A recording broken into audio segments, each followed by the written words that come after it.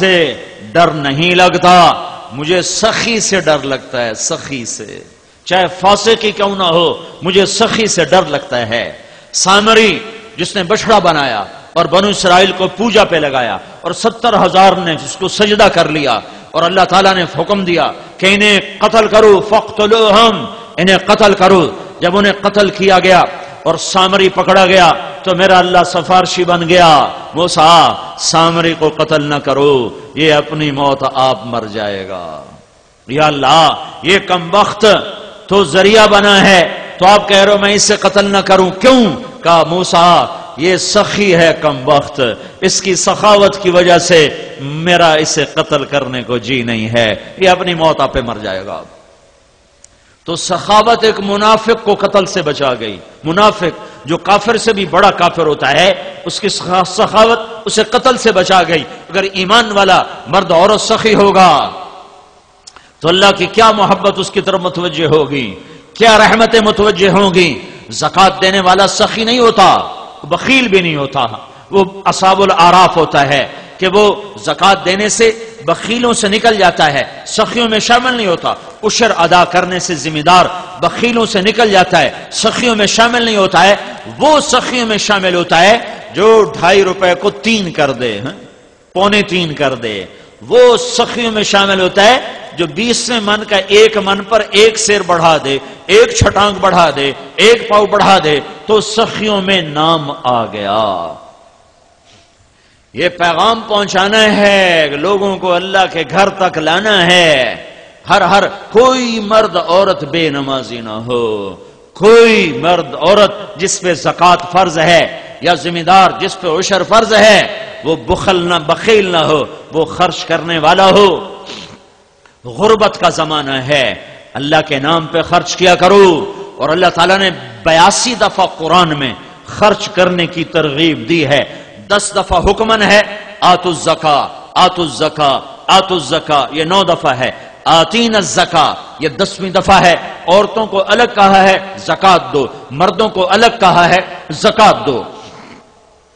اور 72 دفعہ اس کے علاوہ اللہ نے مال خرچ لگانے کی ترغیب دی ہے کہ غریب بھی خرچ کرے، مالدار بھی خرچ کرے۔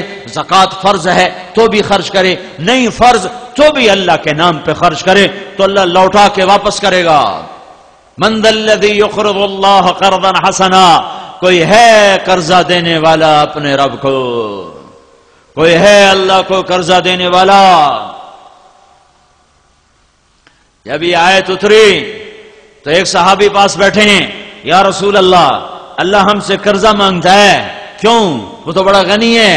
کہ تمہیں نوازنے کے لیے، تمہیں عطا کرنے کے لیے، اس جہان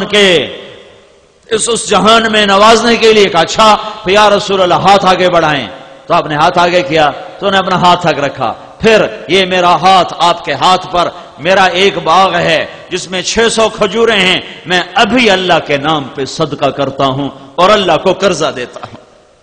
اس کے جواب میں میرے نبی نے کہا اور تو بھی سن، کم من عدخ رداہ ودار فیاہ لعب الدہداہ، اور میں دیکھ رہا ہوں، تو نہیں دیکھ رہا، میں دیکھ رہا ہوں کہ تیرے لیے جنت میں بے شمار باغات لگ گئے اور بے شمار محل تیرے لیے تیار ہو گئے۔ خرچ کرنے کی عادت ڈالو، اللہ کے نام پر ڈھونڈو غریبوں کو، غریب رشتہ داروں کو، ان لوگوں کو جو تنگ دست ہیں اور ہاتھ نہیں پھیلاتے۔ لا یسالون الناس الحافا، یہ میرے اللہ کا حق ہے، یہ میرے اللہ کا حق ہے۔ بندگی، نماز اور روزہ اور حج اور زکوٰۃ اور ایمان یہ بنیاد ہیں، یہ پیغام پہنچانا ہے میں نے، آپ نے، پوری دنیا کے انسانوں نے، پوری دنیا کے انسانوں تک، پوری امت عرب و عجم۔ دوسرا حق ہے اللہ کے بندوں کا، اللہ کا بنیاد، اس کے بغیر عمارت نہ کھڑی ہو سکے گی۔ وہ ماتھا قیامت کا دن بڑا بد نصیب ہوگا جو زمین پہ ٹکنے سے محروم رہا۔ وہ ہاتھ قیامت کے دن بڑے بدنصیب ہوں گے جو اللہ کے دربار میں بندھنے کی سعادت سے محروم رہے. وہ زبان بڑی بدنصیب ہوگی جو سبحان ربی الاعلی کا نغمہ گانے سے محروم ہو گئی. میرے نبی سے صحابہ نے پوچھا یا رسول اللہ ہم آپ کو حشر میں آپ ہمیں کیسے پہچانیں گے؟ اتنا زیادہ رش ہوگا، اتنا مجمع ہوگا، آپ کیسے پہچانیں گے؟ فرمایا اگر ماتھا سفید اور پاؤں سفید گھوڑا کالے گھوڑوں میں شامل ہو جائے تو پہچانا جائے گا کہ نہیں؟ کہا جی پہچانا جائے گا. کہ قیامت کے دن جو تم وضو کرتے ہو، وضو اس کی وجہ سے قیامت کے دن تمہارا چہرہ روشن ہوگا، تمہارے ہاتھ روشن ہوں گے، تمہارے پاؤں روشن ہوں گے تو میں تمہیں پہچان لوں گا کہ یہ میری امت ہے. جو پورے سال میں عید کا سجدہ بھی نہ دیتا ہو وہ کیسے پہچانا جائے گا؟ جو 8ویں دن سر پہ ٹوپی رکھ کے جمعہ پڑھنے جا رہا ہو یہ کیسے پہچانا جائے گا؟ کہ اللہ کی روٹی 8ویں دن کھاتے ہو، اللہ کی ہواؤں سے 8 دن کے بعد نفع اٹھاتے ہو، اللہ کے پانیوں کو 8ویں دن پیتے ہو، اللہ کا دیا ہوا رزق 8ویں دن استعمال کرتے ہو. کہ جمعے کو نمازی بڑھ گئے اور فجر کی نماز میں ایک صف ہو گئی. کیا فجر کی نماز اور رب نے فرض کی ہے اور جمعے کی نماز اور رب نے فرض کی ہے؟ جس رب نے جمعے کے لیے بلایا اسی نے فجر، ظہر، عصر، مغرب، عشاء پہ بلایا. وہ دیکھ رہا ہے کون سر جھکا رہا ہے اور کون باغی ہو رہا ہے. کوئی چھوٹا عمل نہیں ہے، اس امت کی پہچان ہے. جعلت قرۃ عینی فی الصلاۃ، میری آنکھوں کی ٹھنڈک نماز ہے. کربلا قائم ہے، اہل بیت کا خون آج پانی کی طرح بہ رہا ہے، سر در کٹ رہے ہیں.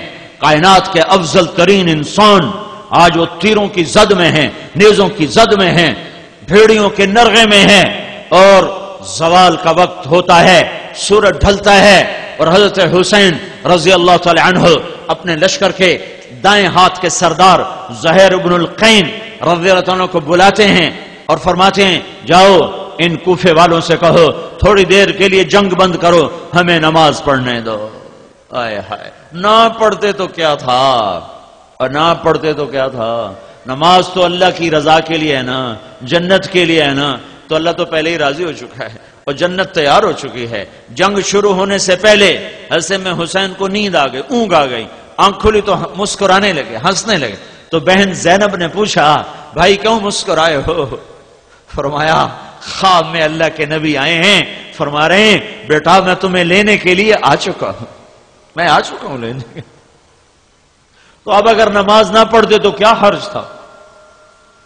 لیکن پھر برے والے کی امت کو پیغام کیسے پہنچتا کہ سردار نماز نہیں چھوڑی جاتی، تیروں کی چھاؤں میں پڑی جاتی ہے، تلواروں کی چھاؤں میں پڑی جاتی ہے، سر کٹا کے بھی پڑی جاتی ہے. تو انہوں نے جا کر کہا شمر سے کہ تھوڑی دیر کے لیے جنگ بند کرو، ہم نے نماز پڑھنی ہے. اس کمبخت نے کہا ہم تمہیں نماز میں بھی قتل کریں گے اور تمہاری نماز ہوتی نہیں. میں کہا لعنت ہے تم پر، تیری نسلوں پر. جس گھر کی تو فعل نماز ملی انہی کی نماز نہیں ہوتی. واپس آ کے بتایا کہ وہ نماز پڑھنے کی اجازت نہیں دے رہے، وہ کہ ہم قتل کریں گے. کہ پھر نماز تو نہیں چھوڑ سکتے، آدھے ان سے لڑو اور آدھے اللہ اکبر کہو اور برے والے کے لوگوں کو پیغام دے دو کہ یوں بھی نمازیں پڑھی جاتی ہیں. اللہ آپ پہ بشکشی، اللہ بڑا غفور الرحیم ہے. مولوی صاحب ڈرایا نہ کرو، اللہ بڑا غفور الرحیم ہے. یہ فلسفہ حسین کو سمجھاتے ہیں تو اس کی اولاد تو ذبح نہ ہوتی. وہ تو جگر گوشہ رسول تھے، صرف آل رسول نہیں تھے، وہ تو جگر گوشہ رسول تھے جس کو نبی نے سینے پہ لٹایا، آئے ہائے کمر پہ بٹھایا، ہاتھوں پہ اٹھایا. حسین کا کٹا ہوا سر ابن زیاد کے سامنے گیا تو اس نے منہ پہ چھڑی ماری، ایسے یہاں چھڑی ماری ہونٹوں پر. تو ابو برزہ اسلمی رضی اللہ تعالیٰ عنہ کھڑے ہو گئے، کہنے لگے او ملعون یہ چھڑی ادھر سے ہٹا، میں نے ان ہونٹوں پہ اللہ کے نبی کے ہونٹوں کو لگتے دیکھا. تم کہتے ہو اللہ بڑا غفور الرحیم ہے، آپ پہ بشکے سے اللہ کا نبی ہماری سفارش کرے گا، ہم بخشے جائیں گے. لہذا جھوٹ، سود، زنا، شراب ہر شے حلال ہو گئی کہ اللہ کا نبی ہماری سفارش کرے گا، حسین کی سفارش نہیں کرے گا. میری آنکھوں کی ٹھنڈک حسن حسین